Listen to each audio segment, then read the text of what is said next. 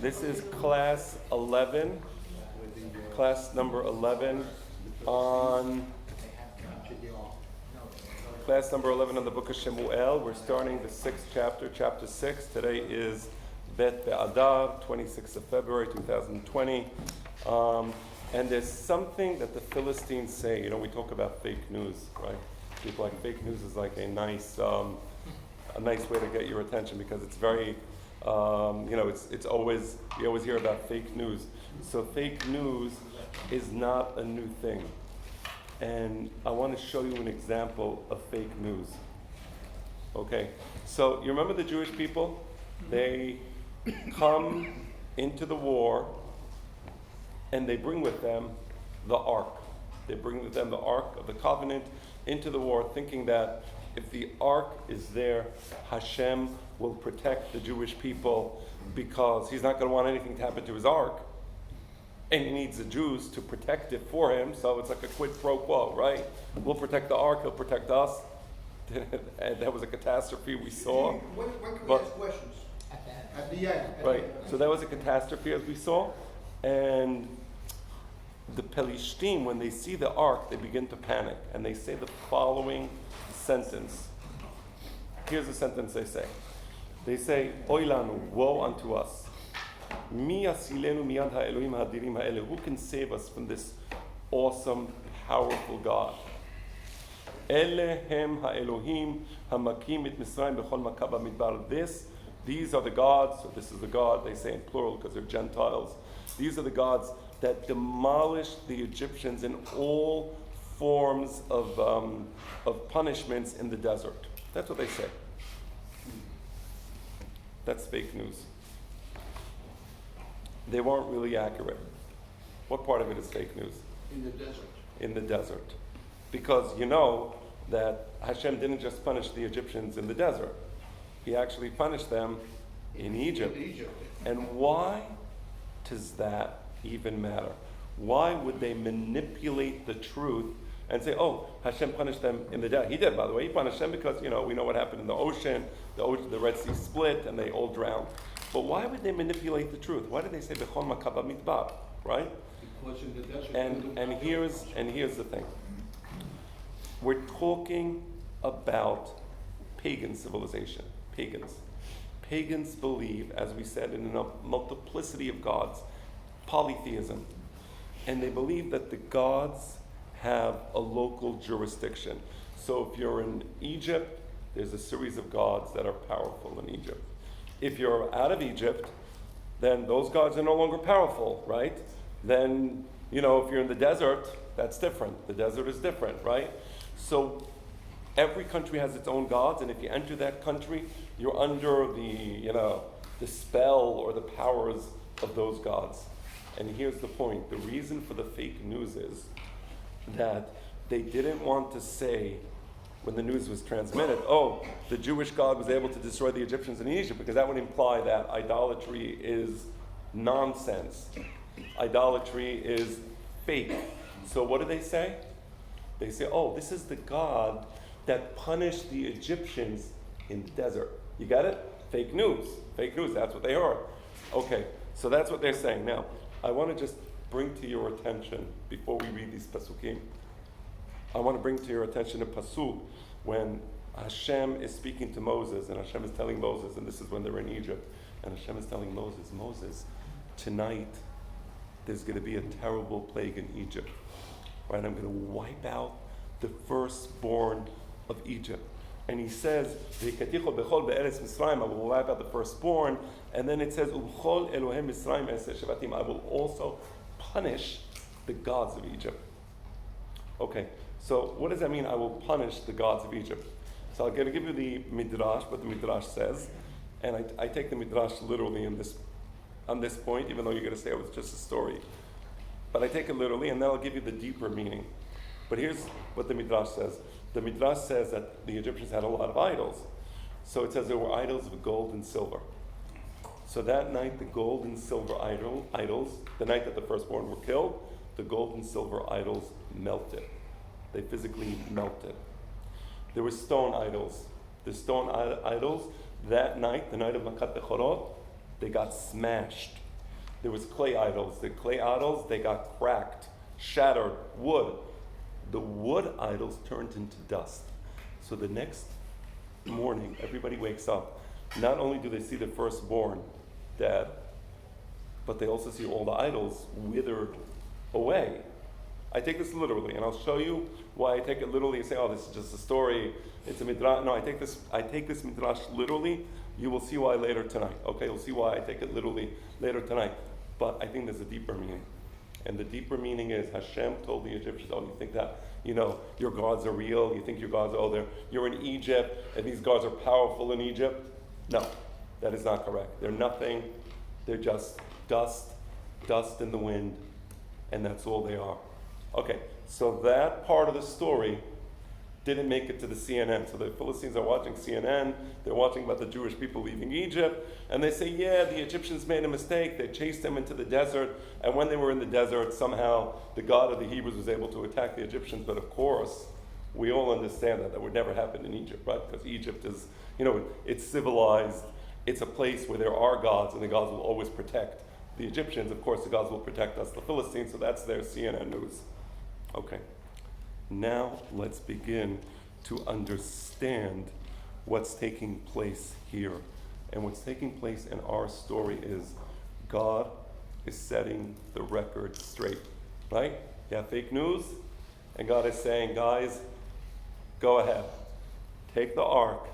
Bring the ark. Where do they bring the ark? They bring the ark into the Philistine cities, into the actual cities. Let's see what happens.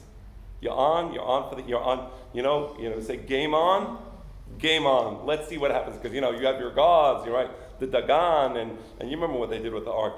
First thing they did with the ark is they brought it to the temple of Dagon, Avodah Zarah. They put it in front of the Avodah Zarah, like to show that the Avodah Zarah is supreme over the ark, right? So game on. And then we saw what happened in the last class that we have.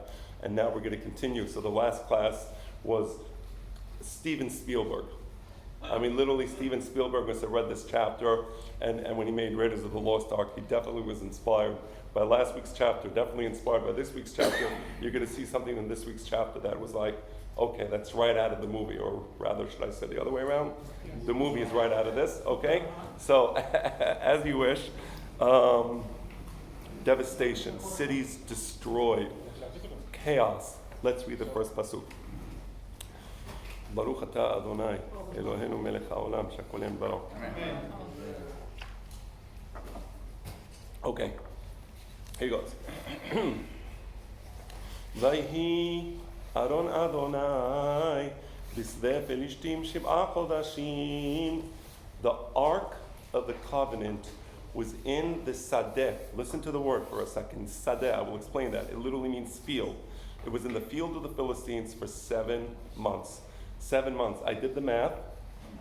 It comes out that the Aron HaKodesh was taken sometime around Rosh Hashanah Kippur, which is very symbolic, right? In other words, the Jews, Rosh Hashanah, Day of Judgment, Hashem is judging the Jews, and apparently that war with the Philistines was around then, and that's when the sons of Eli died, that's when Shiloh is destroyed, that's when the Mishkan is taken, that's when the Jewish people are demolished. It all happens around then. You'll see my calculation later on, based on the 7 months, so you'll see where we are now. Why is it called Sadeh Pelishtim? Be'areh Pelishtim. The Aron HaKodesh was in the cities of the Philistines. We know that because it said so specifically. It mentioned the names of the cities. So why is it called Sadeh Pelishtim? Because the word Sadeh means literally a place that is uncivilized. A place that is uncivilized. So what is it telling us? It is telling us that when the Aron HaKodesh was done with these places, there was such chaos, there was such mayhem and bedlam, there was no more law. It was just one big scene of chaos. It was almost, for those of you old enough, I'm old enough to remember, the blackout was in 1976 or 1977? 87. No, there was one in the 70s. Oh, really? There was one in the 70s. You see, maybe you were still in Israel then. There was one in the 70s. 77, right? You walk in the city, there was no law. It's New York City turned into Sadeh. We would have called it Sadeh, New York, because it was just complete chaos. People broke into stores, took what they wanted, looted. The police couldn't do anything. They really couldn't do anything. There was something they could have done. That's what happened because of the plagues because of all the crazy things that were happening in the Philistine cities. It just turned into a complete chaotic scene. We don't even call it the cities of Philistines. We call it the Sadeh of the Philistines. So you see what's happening. Let's continue. And now here's the problem. What do we do with this?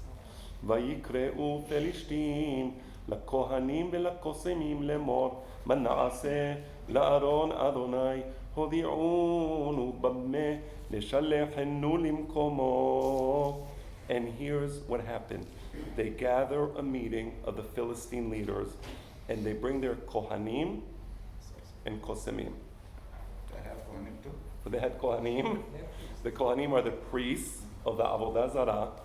And what's the difference between kohanim and kosemim? Kosemim are magicians, kohanim are priests. What's the difference? Here's the difference. Kohanim, they know how to serve the God. They know this God likes that type of korban, this God likes that type of whatever. The kosemim are the magicians. They know how to manipulate the gods. So that when you want something from a god, you need to know how to manipulate it. The kosemim were experts in manipulating gods. A great example of a kosem was Bilam. What was Bilam? How do I manipulate God? If you build the 7 mizbechot and put the mizbechot at this angle and you see only part of the people but not all of the people, we will trick God into doing what we want him to do. That's kosemim. That's manipulation. By the way, all of Gentile religion, it's all about manipulation. How to manipulate the gods.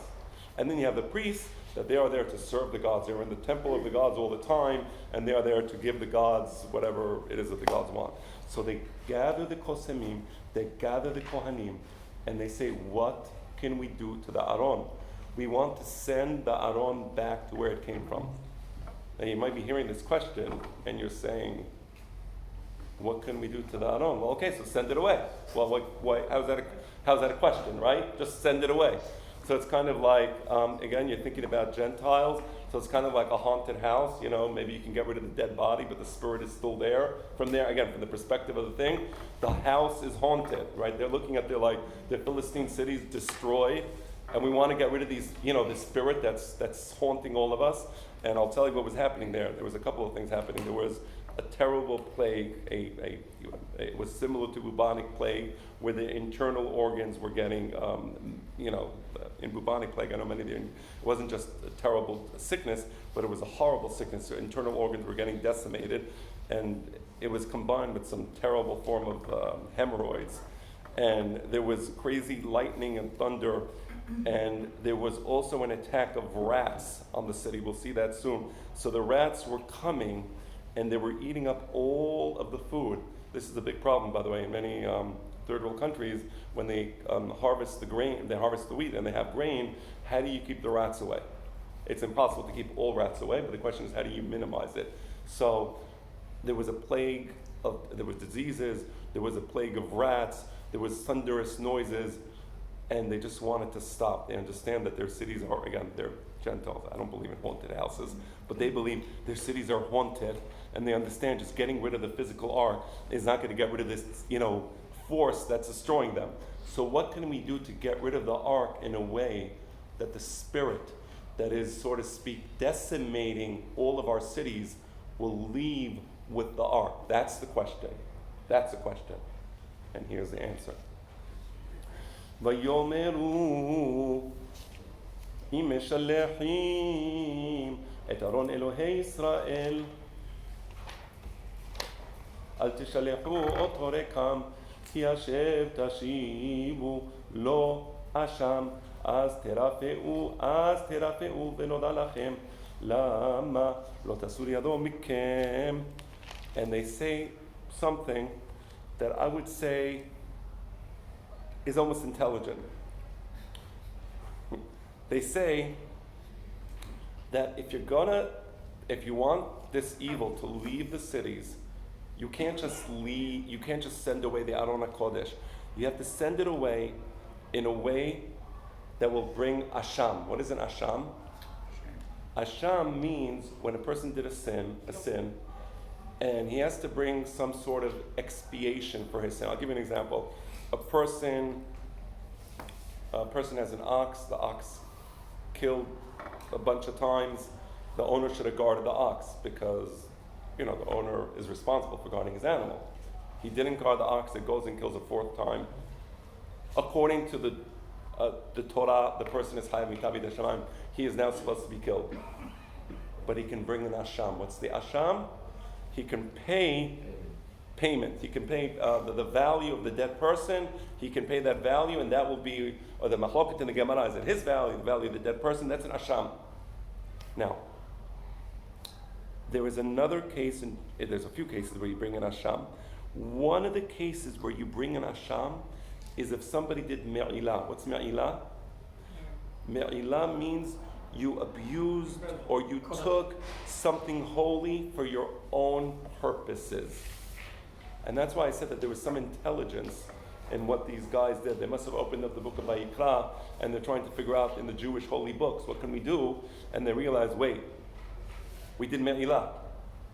And therefore, we have to bring an asham. We have to bring some sort of expiation. So we have to do something that admits that we did a sin, right? And if we did a sin and we bring the asham, instead of the terrible punishment which we're having now, there will be a transformation of that punishment into this asham. You understand? That's the idea of the asham. So asham is to transform or commute the punishment, right? That's the idea. Again, the guy, in the case of the guy who owns an ox, he was supposed to be killed. Instead of giving, he gives the money, it expiates. We do kippur, we do ta'anit and kippur. The ta'anit is instead of the punishment we should have did. So that's what they're saying. Don't send away the ark, rather. Do it in a smart way, give an asham. And so the leaders are listening. The leaders are listening to their religious wise men. And they ask a question. And the question is as follows. Vayomeru ma'asham asher nashib lo. Vayomeru mispar sanei Filishtim hamisha techore zahab v'hamisha achbere zahab ki maggefa achat lechulam ursanechem. So they said, what? Okay, what's the asham? Tell us. What can we do to, commute our punishment? What is it? And they say, number one, you have to think in terms of numbers. Now, I want you to understand that in the pagan world, numbers, numerology, was a very mystical thing. You heard of Pythagoras. Pythagoras was one of the great Greek thinkers, mathematicians, and the cult of Pythagoras, they had their secrets of mathematics, particularly geometry, actually. I'm sorry? Trigonometry. Right, trigonometry, geometry, trigonometry, and correct. And if somebody revealed, some of the secrets, if somebody revealed some of the secrets outside the cult, he would be killed. So they take it very seriously. Now, numerology, and Pythagoras actually has a following sentence. He says, this is what Pythagoras said. Now, I'm bringing Pythagoras to show that this wasn't a bunch of country bumpkins, meaning this was part of the intelligent thinking of the Goyim, meaning, they're in the intellectual elite of the Greek world believed in the power of numbers, right? And Pythagoras has the following sentence. He actually says, the world is built upon the power of numbers. That's a direct quote from Pythagoras in one of his writings. I'll repeat it. The world is built upon the power of numbers. So they believe that if you can manipulate numbers or know the right numbers, you can, so to speak, manipulate the world. And that's why numerology was used for divination and for magical purposes. Okay, so the first thing they say is, there are 5 governors over 5 cities. The Philistines had 5 cities, and over these 5 cities, they have 5 governors. So number 1, you must, whatever you bring, it has to be based on the number 5. Okay? 5 to show that we want expiation for each one of the cities. We want complete expiation. So that's the first thing they said. Second thing, what are you going to bring? And I know this sounds bizarre, and honestly, I can't, there's some things I kind of understand. To me, it sounds really bizarre. You have to bring some sort of symbolic representation of and it's going to be a gold. There'll be like 5 gold statues, that these statues somehow represent the disease that they were afflicted with, right? And it's not a actual shape of the disease, but rather it's a representation, a magical representation of the disease. So you could have these 5 gold statues representing the terrible disease that was afflicting them. And in that way, you're basically saying, take away the disease, pull the disease away from us, and here's your gold. Pull the disease away, and here's your gold. That's the first thing they do. So there's going to be 5 gold statues representing the disease. And then there's going to be 5 gold rats representing the rats that were afflicting these cities, right? Again, I know, like, some of you might be like, is this real? And yeah, this is real. If you think that Gentiles are always intelligent, I mean, some of them are. They're great thinkers among the Gentile world, from Aristotle to Plato to Democritus to many, many, many great thinkers. But it's not always like that. Some of them, anybody see the Democratic debate yesterday? What a clown show that was. All right, so you see that they're not all, fully, like they're not the most brilliant minds that humanity has to offer, always. Yeah, but there's a couple of Jews in that debate. Here, And by the way, I agree. Incidentally, I absolutely agree. It's no question. No, what I'm saying is that there are intelligent goyim, but these weren't these are goyim who believe in magic. So to us it seems bizarre, but that's magic. That's what magic is about. So that's what they're telling you. And here's what you're gonna do. ועשיתם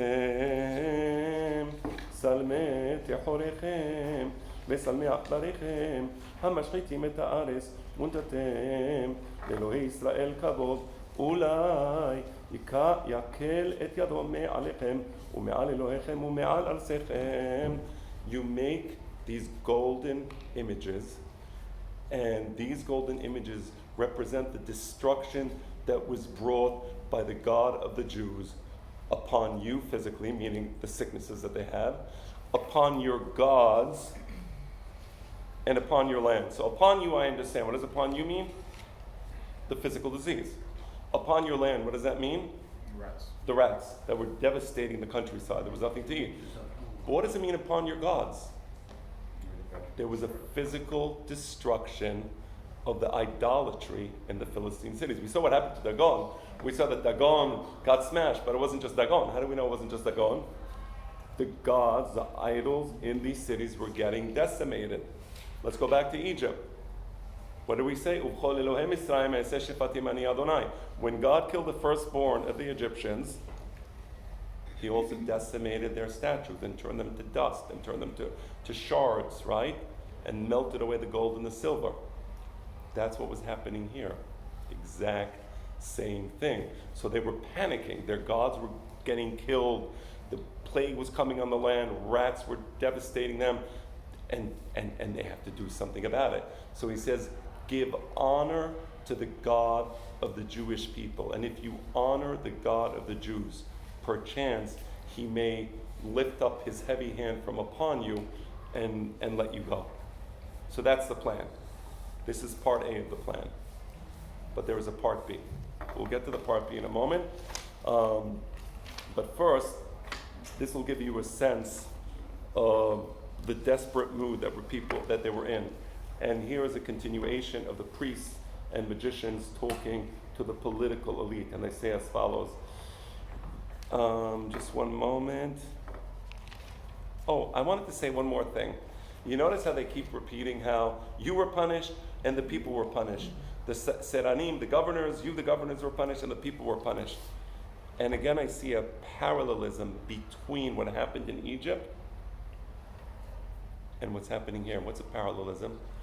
In Egypt, it wasn't until the last, what it's like? It's like in the French Revolution where people were starving to death, but the aristocracy always has food, right? So that famous quote by Marie Antoinette, if they don't have bread, let them eat cake, right? Exactly. Although I'm not even sure that's an accurate quote. I mean, I know we heard it growing up, but it doesn't matter. It's not, my point is not to deal with French history, as to deal with the truism. And the truism is that the aristocrats always have a way of, surviving these types of situations. So in Egypt, the people who suffered the most at first were the poor who weren't able to deal with these plagues. But little by little, it got worse and worse and worse. But when Makat Bechorot came, it attacked specifically and exclusively these rich aristocrats, because in Egypt, the Bechor, the firstborn, were like the gods of Egypt. They were like the heroes, right? That was like a heroic a place to be. If you're a firstborn, you were like a god. Hierarchically speaking, the pharaoh, it was Ramses II. I believe that was the one who was the pharaoh in those days. He had 12 firstborn, as I recall, right? And it's interesting, 12, because 12 firstborn parallel to the 12 tribes of Israel. So when he had his firstborn, it wasn't just one firstborn, it was 12. The point is that God attacked the aristocracy of the country. And that's exactly what's happening here. They're saying... 12 firstborn from 12 different wives. Right, exactly, because he married many wives. So and it was like a religious ceremony to have a firstborn, for the pharaoh, because you're bringing gods into the world supposedly. So you see the same thing happening here, that God is attacking you together with the people, the seranim, the aristocracy, together with you. You notice they say that you are getting devastated just like the regular people, right? Okay, so let's continue. I think that point is not fair. And therefore, ולמה תכבדו את לבבכם כאשר כיבדו מצרים ופרעה את ליבם הלא כאשר יתעלל בהם וישלחום וילכו. And they say, what brought upon the destruction of Egypt? What brought upon the destruction of Egypt was the fact that Paro hardened his heart. Vayachbed Hashem et lev Paro. Ve'et lev avadav. And Hashem hardened the hearts of Paro's administrators, advisors.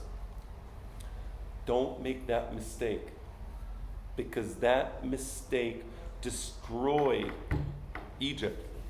There was some pushback. They were saying, no, listen, you don't know. Maybe it was a coincidence. Maybe it's not happening. You don't know. Don't make that mistake. Okay? This mistake destroyed Egypt. And if you don't do something now, it will destroy us, the Philistines. And therefore, here is now part 2 of the plan. So part 1 is, what should the Asham be? 10 golden statues. Here's part 2. 5 plus 5, right? Numerology. Part 2. ועתה קחו ועשו עגלה חדשה אחת ושתי פרות עלות אשר לא עלה עליהם עול ואסרתם את הפרות בעגלה והשבותם ביניהם מאחריהם הביתה. Here's what you do. Number 1, take a brand new wagon. A wagon that has never been used before, right? Why? That is to acknowledge, that is a symbolic acknowledgement to God that the ark is not a tool. It shall not be used as a tool.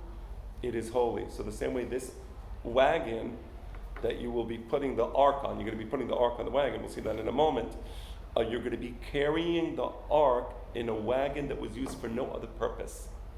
So the wagon is holy and made specifically for the ark. So you're respecting the God of the Hebrews. And indeed they are.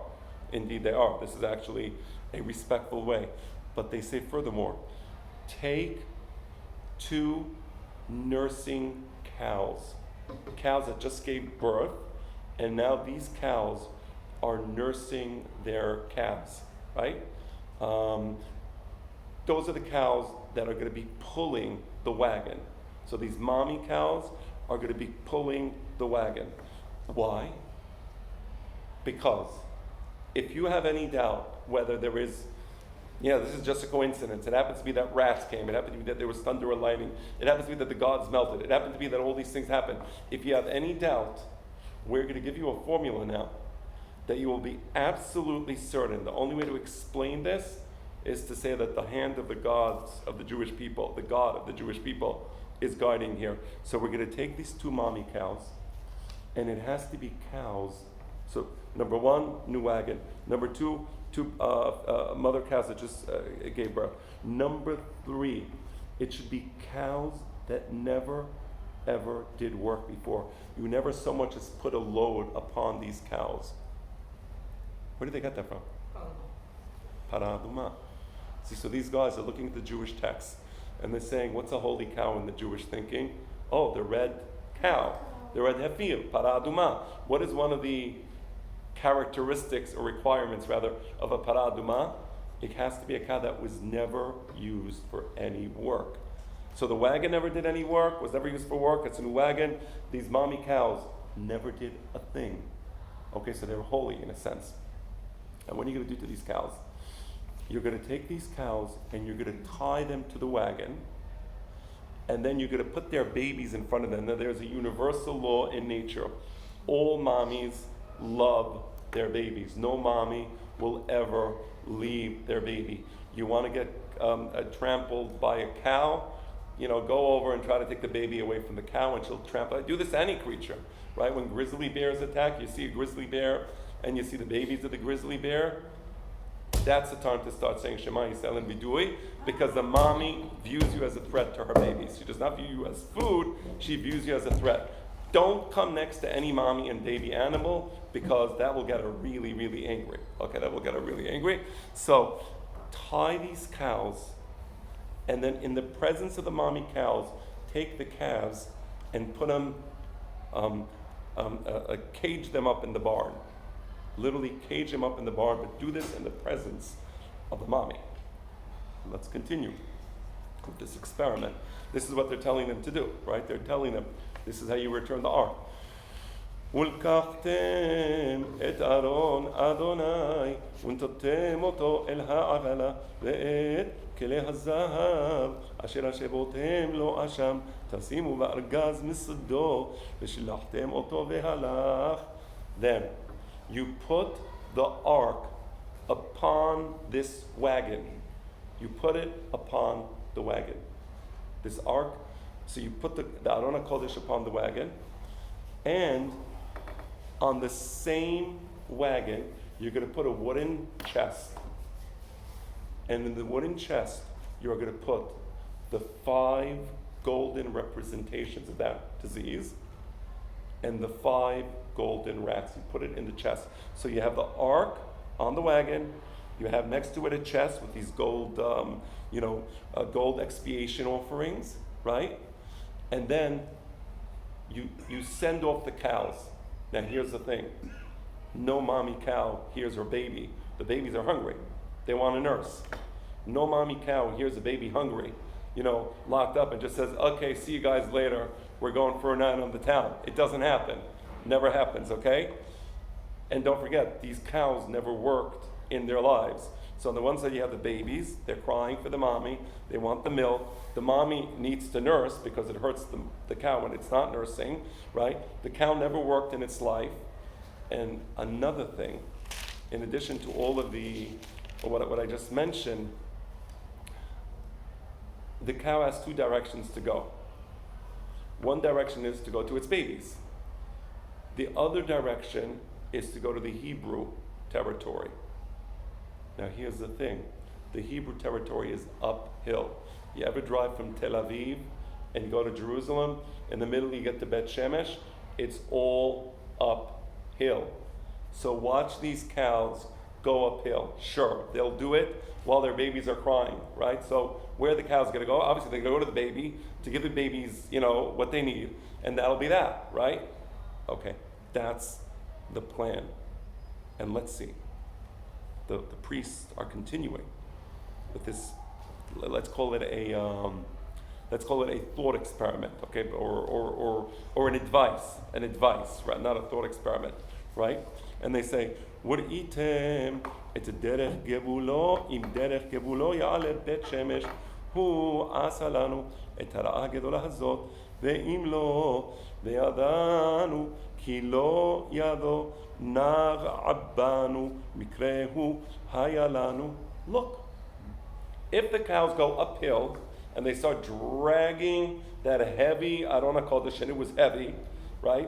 And they start going with the chest, and that's also heavy, then you know that this is the hand of God. Why are these cows leaving their babies to go uphill to reach the Jewish border? Right? Why are they doing that? But if it doesn't happen, then you're right. It was all a coincidence. The bubonic plague, the rats, the thunder, the lightning, the death, all a coincidence. So let's see what happens. You want to do the experiment? Let's do it. And that's what happens. So look at Pasuk Yod. Pasuk Yod describes the actual experiment as it took place. ויעשו האנשים כן, ויקחו שתי פרות עלות, ויאסרו בעגלה, ואת בניהם כלו בבית. They did exactly as they were advised. They took 2 cows that just gave birth. They tied them to this wagon. They took their calves and they put the calves in the barn and closed them so they couldn't leave. The children want to go to the mommy. They're crying for the mommy. They're thirsty. The cows have milk. They want to nurse. And here's what takes place. וישימו את ארון אדוני אל העגלה ואת הארגז ואת עכברי הזהב ואת צלמי חוריהם. And as the cows are tied to the wagon, they put the Ark of the Covenant there. They put the chest with the gold ornaments there. And they wait to see which way the cows are going to go. Okay, so this is what we're up to now. We're going to see what happens. וישרנה הפרות בדרך על דרך בית שמש במסלה אחת הלכו הלוך ורעו ולא סרו ימין ושמאל וסרני פלישתים הולכים אחריהם עד גבול בית שמש. And the cows took a straight route right up the road. Now usually when cows go up the road, what do? They go off the road to graze, right? So I lived in Israel for many years, and sometimes in the north, we'd go driving on the roads, and you'd always see cows right off the road. They never were on the road. I mean, sometimes they would be crossing, but they would always be off the sides of the roads. Why would they be on the sides of the road? That's where the grass is. They want to eat, right? These cows are going straight. And as they're going straight, they're crying for their babies. The mommy has a particular sound when it wants its baby. It's called geriyah in Hebrew. They're crying for their babies, okay? Because they want their babies. But it's like something took over their brain. They want to go to their babies, but notwithstanding, they're doing something that they don't want to do. So something is controlling the internal mechanism of these cows, and they are just going straight. But they don't want to go straight. They don't want to go straight. They want to go to their babies, but they can't control themselves. They lost it. They didn't go to the right of the road. They didn't go to the left of the road. Right now, as this is happening, the governors, these 5 governors of the Philistines, they're looking on in wonderment. They can't believe what they're seeing. And they begin to follow the cows, and they actually risk their lives because they're going without an army. They're going unarmed, right? They're going towards the Jewish city of Bet Shemesh because they just can't believe what it is that they're seeing. And here's what happens. ובית שמש כוסרים כסרחתים בעמק וישאו את עיניהם ויראו את הארון וישמחו לראות. They reach the city of Bet Shemesh and they are now harvesting the wheat. It is the wheat harvest time. So what holiday is it? Shavuot. Pesach is the barley, the seorah. 7 weeks later, kesir hatim is the wheat. So the barley, in Israel, you first see the barley around, and it's really like that, by the way. In Israel, around Pesach, sometimes Purim and Pesach, you begin to see you see the barley coming up, and then around Shavuot, you begin to see the wheat coming up. They're harvesting the wheat. That's a holiday, Shavuot. You go 7 months backward. I told you, how long was the ark in the city, in the Philistine cities? 7 months. Go 7 months backwards, you get to the month of Tishri. Tishri, meaning that's around Sukkot, Rosh Hashanah, Kippur. So we see that the war took place, that devastating battle, Everything took place on the Jewish Day of Judgment, which is Rosh Hashanah. That's the day where Hashem judges us. And it was a 7-day judgment where the ark was away from the Jewish people, and Hashem says, I don't want to be with you guys anymore, because we studied what was happening there and the reprehensible behavior of the Jewish priests, the reprehensible behavior of the Jewish people. So he says, I don't want to be with you. But it comes now the holiday of Shavuot, and the ark returns. And that's very symbolic, because that's what happened in Matan Torah. In Matan Torah, the pasuk says, "Vayered Adonai al Har Sinai." Hashem revealed Himself to the Jewish people. Now here's the thing: when Hashem revealed Himself to the Jewish people in Har Sinai, there's a pasuk that says, "Ve'lasile bnei Yisrael lo shalach yado vayechezu et ha'elohim vayochelu vayishtu." It says there was the princes of the Jewish people. They were there at the foot of the mountain, and they were looking at the Shekhinah. And they saw, and it says, and they saw the holy throne of God. So of course you understand this is all symbolism, because you know that there's nothing physical about God. So we're talking allegorically, so please don't make a mistake. So they saw the holy throne of God, and they saw there a splendorous sapphire brilliance, and they're looking at this sapphire brilliance by the throne of God, and they were amazed, and then they ate. And Maimonides says, what does it mean they ate? It means that they were enjoying this incredible splendor, but they didn't respect it properly. What happens when Moses is in the presence of God? What does Moses do in contrast? He covers himself.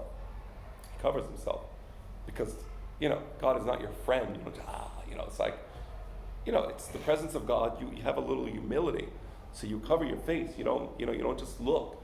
They didn't. It says, Hashem didn't kill them. They should have been killed, but it was a holiday Shavuot. He says, you know what? I'm not going to kill them now.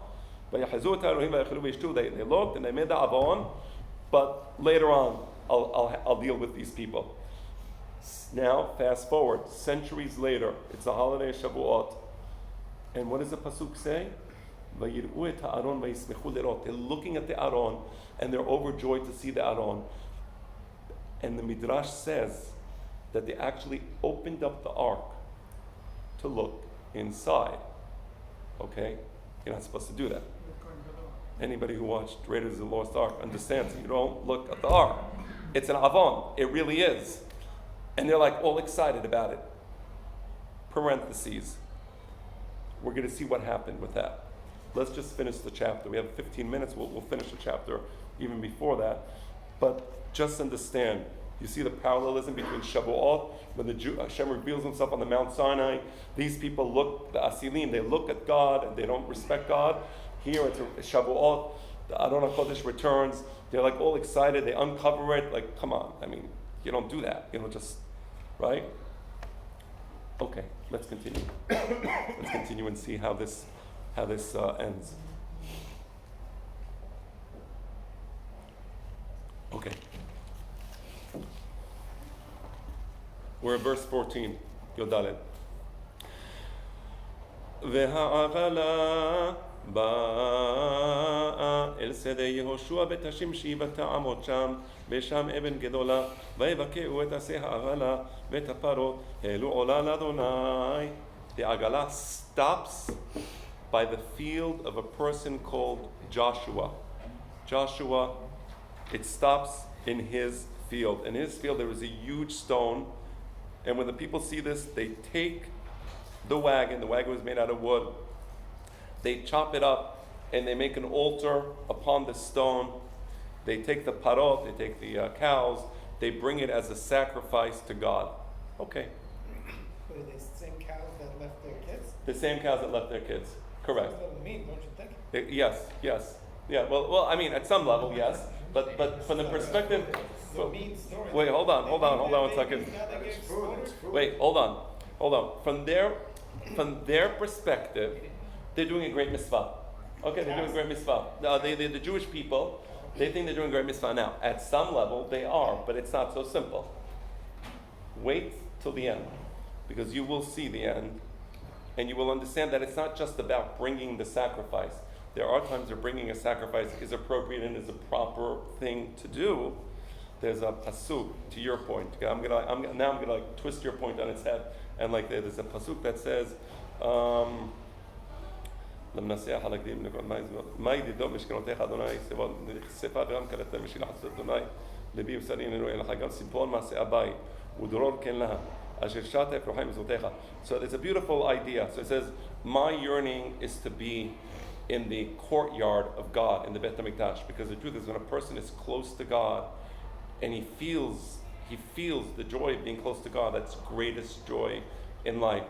So says the David HaMelech in that beautiful poem, I yearn to be close to God. I yearn to be in the holy courts of the Bet HaMikdash.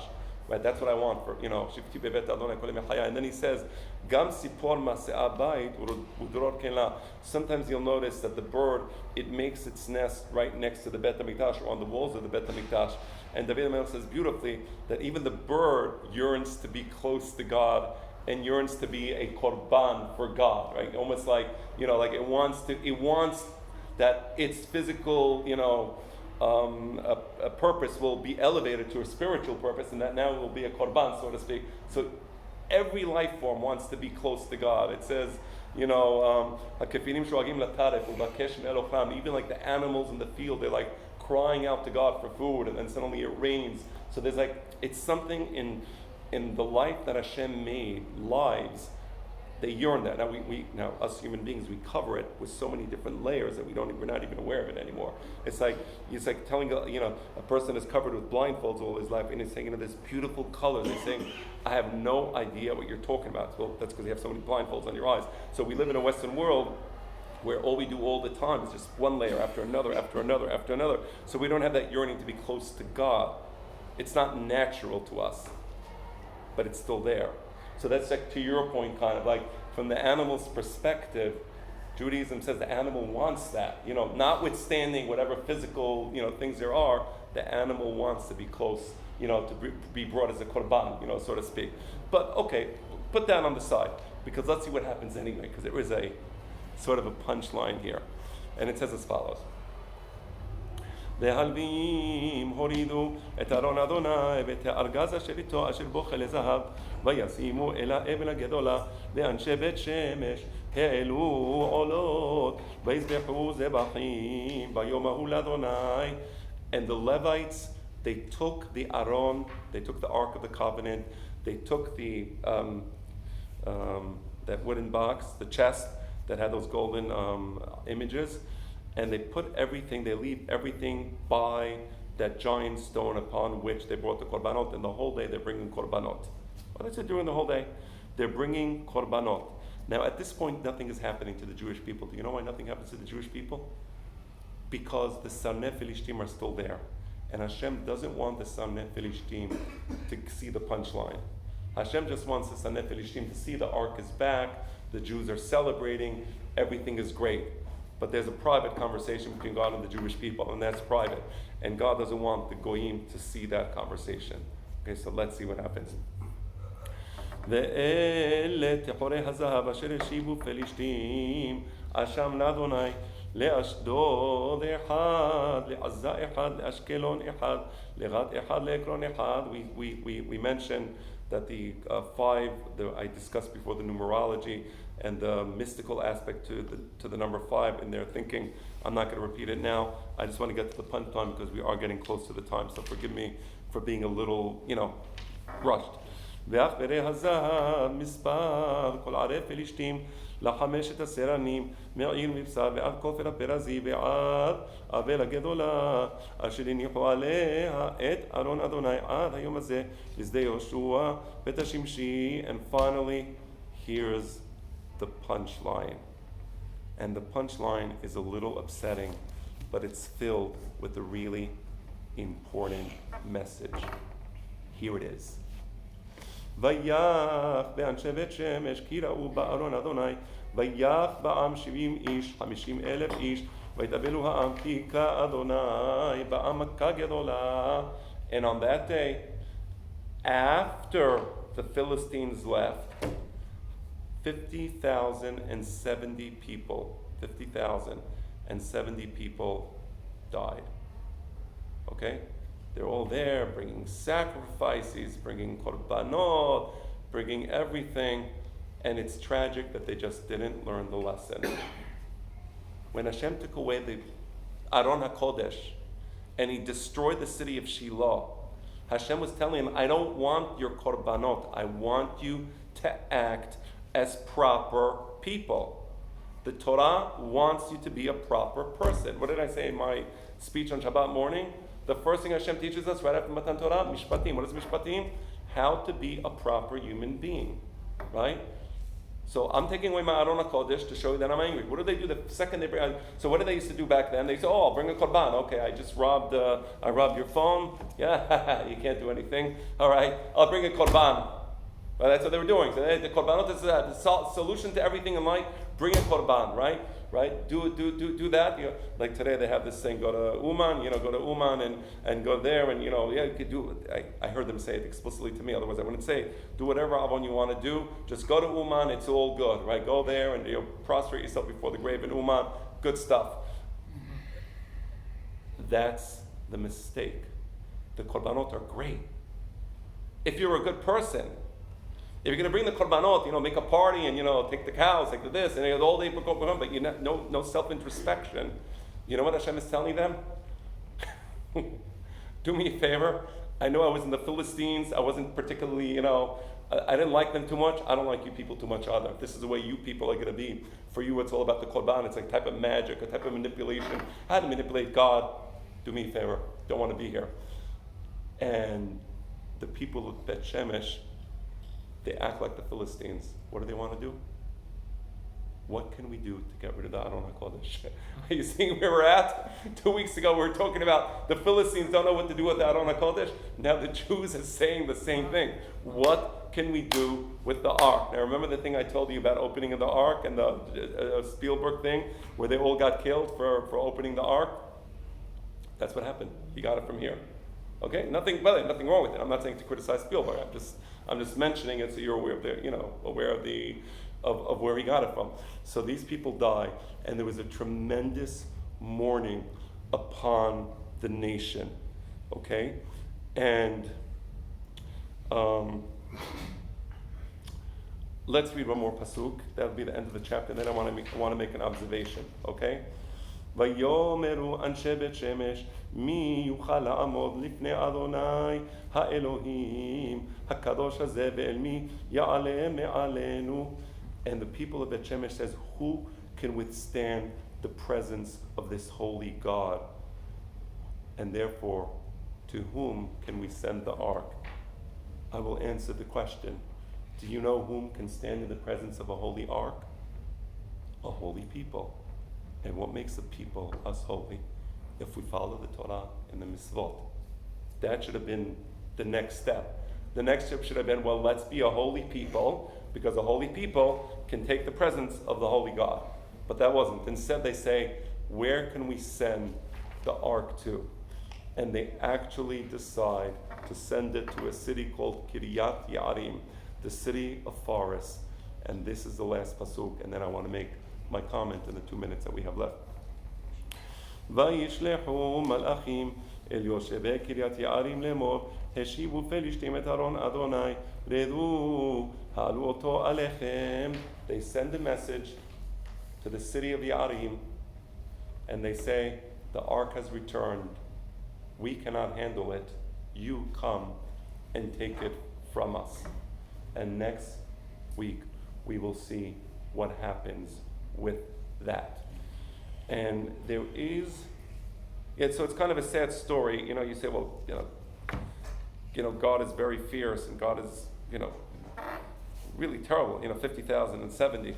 Okay, so there's a midrash that says that when Hashem destroyed the Bet HaMikdash, we say in the Amidah, Ha'el Hagadol Hagibor veHanora. We said at the beginning, right? Elokeinu ve'elokei avotenu, Elokei Avraham, Elokei Yitzhak ve'Elokei Yaakov, Ha'el Hagadol Hagibor v'hanora. So three things: Gadol, Gibor, Nora. Jeremiah saw the destruction of the temple, and he says, Nora, God is fearsome. He took the word Nora away. He said, what do you mean he's fearsome? The Goyim are entering the Beit HaMikdash, they're destroying the Beit HaMikdash, they're burning. Where Nora? So Jeremiah takes away the word. So it said Ha'el Gadol, no more Nora.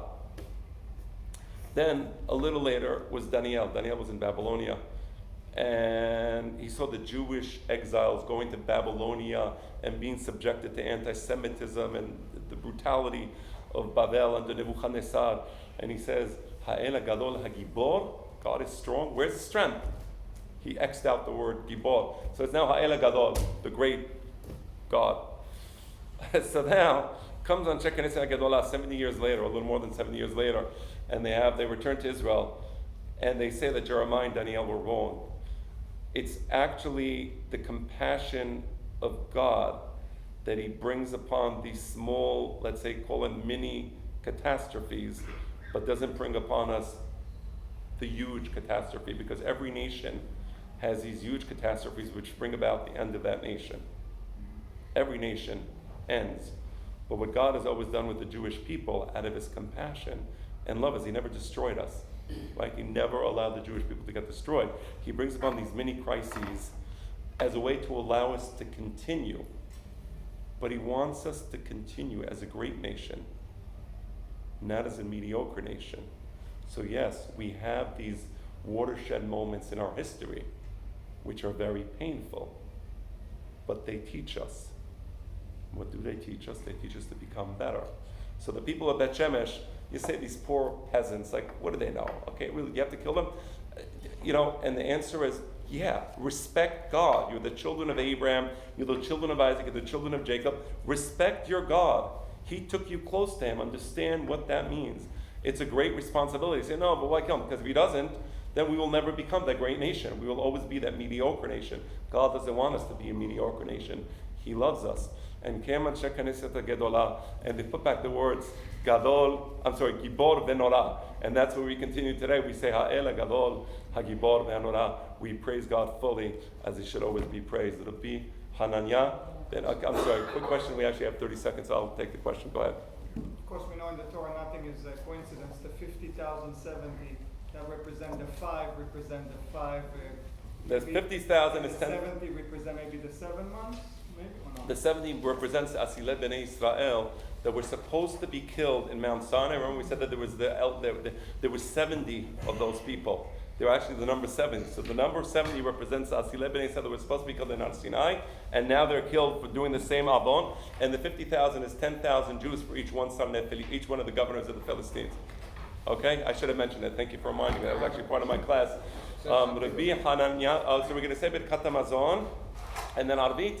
Yes. All right. So Rabbi Hananya Melkash Omer. רצה הקדוש ברוך הוא לזכות את ישראל. לפיכך הבא להם תורה מסוד שנאמר, אדר חפש למען צדקו, הגדיל תורה ויאדיר. אמן.